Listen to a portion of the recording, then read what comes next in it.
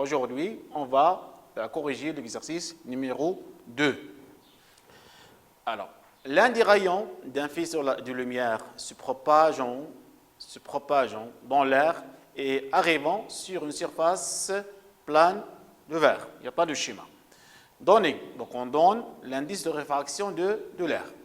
La première question, c'est schématiser la situation illustrant le phénomène de réfraction. La deuxième question, écrire la deuxième loi de Descartes pour la réfraction. La troisième question, en déduire la valeur de l'angle d'incidence permettant d'obtenir un angle de réfraction qui est égal à 20 degrés. On passe à la correction de l'exercice 2. Le phénomène de réfraction qui est demandé pour le premier exercice.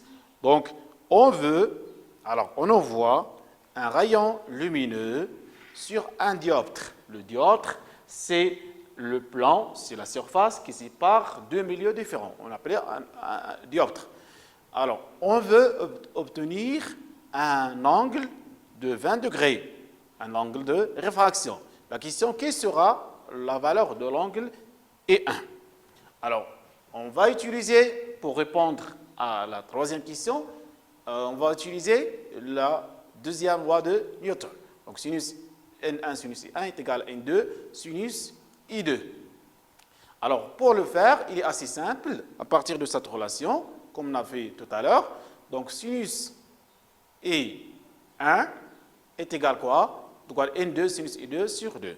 Alors, on fait l'application numérique pour trouver la valeur de l'angle d'incidence qui permet d'obtenir l'angle de réfraction qui est égal à 20 degrés. Alors, E1 c'est sinus moins 1 de tout ça, c'est-à-dire N2 sinus I2 sur N1. Alors, quand on fait l'application numérique, il faut faire attention à la calculatrice, car donc, ici, si on met l'angle en degrés, donc la calculatrice doit être réglée sur le degré. Si vous voulez faire les angles en radians, vous pouvez le faire. Alors, une application numérique, alors, il faut faire attention parce qu'on doit trouver un angle plus grand ou bien plus petit. Donc, un angle qui est plus grand. Pourquoi? Parce que l'indice de réfraction du verre est supérieur à celui de l'air. Alors, si on a trouvé un angle qui est plus grand ou bien qui est plus petit, il faut faire attention, ça montre qu'on a fait une faute lors de l'application numérique. Alors, si on fait l'application numérique, ici on a l'indice de verre, c'est 1,52, sinus 20 sur 1, donc ça donne un angle d'incidence qui est à peu près 31 degrés. Alors, pour avoir cet angle, on doit régler l'angle d'incidence sur 31 degrés. On passe au troisième exercice qui est l'énoncé et le suivant. Alors, troisième question, on a un rayon lumineux issu d'une source laser, se propage dans l'air et vient frapper la surface de polycarbonate. C'est quoi le polycarbonate? Donc, c'est un verre organique permettant d'obtenir des verres de lunettes extrêmement légères. Alors, question 1, reproduire et compléter le schéma ci-dessus, ou bien ci-contre, en indiquant l'angle d'incidence et la normale à la surface de séparation de deux milieux. Deuxième question, l'angle de réfraction observé dans le matériau a pour valeur 21 degrés. Représentez sur le schéma le trajet de la lumière dans ce matériau. La troisième question, donnez l'expression de la deuxième loi de Descartes. Et la dernière question, exprimer l'indice N2 du matériau et en déduire sa valeur. On passe maintenant à la correction. Pour la première question, il est demandé de tracer le schéma. Ici, on a le milieu 1, qui est l'air, le milieu 2, qui est le verre. Ici, c'est la source de la lumière qui va donner le rayon. Le rayon, donc, il est incident d'un angle de 35 degrés et va réfracter avec un angle de réfraction qui est égal à 21 degrés. Tout simplement, à quoi est égal l'indice de réfraction du verre. Pour répondre à cette question, ici, toujours pour calculer les angles, il faut les calculer en le comparant avec la normale. Alors, le trajet de la lumière, ou bien le trajet de la lumière au passage de la surface de séparation, le rayon lumineux, est dévié. Pourquoi? Parce que les deux milieux sont différents. Maintenant, on va exprimer la deuxième loi de Snellickart. Donc, c'est N1 sinus I1 est égal à N2 sinus I2. Alors, à quoi est égal N2? Donc, N2, c'est quoi? C'est N1 sinus I1 sur sinus I2, tout simplement.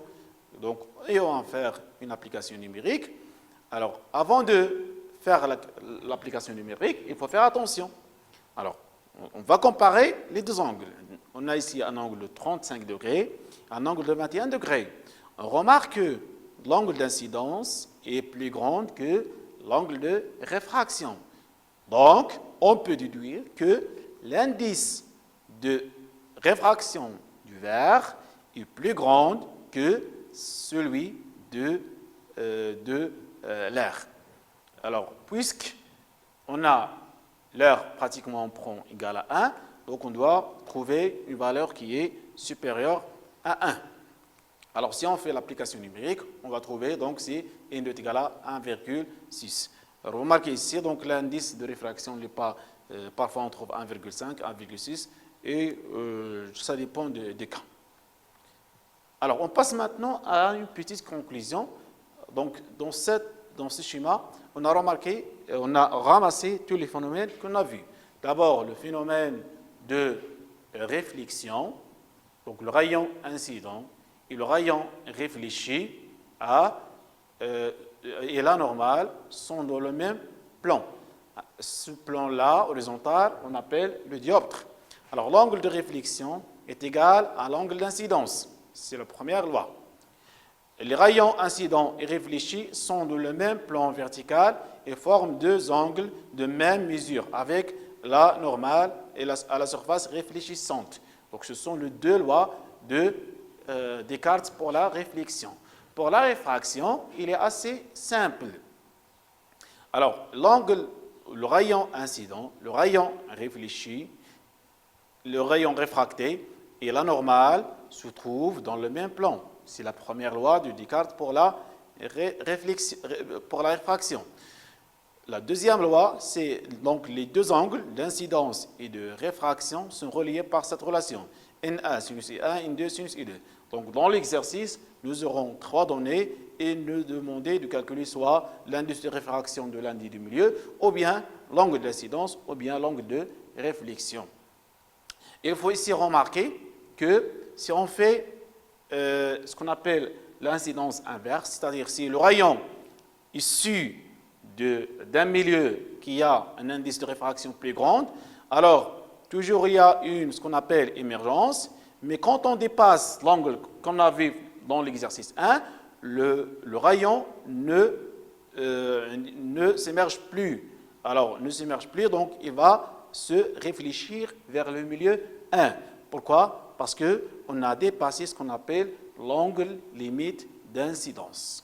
Alors, merci pour votre attention et on se verra dans une autre occasion pour traiter d'autres exercices.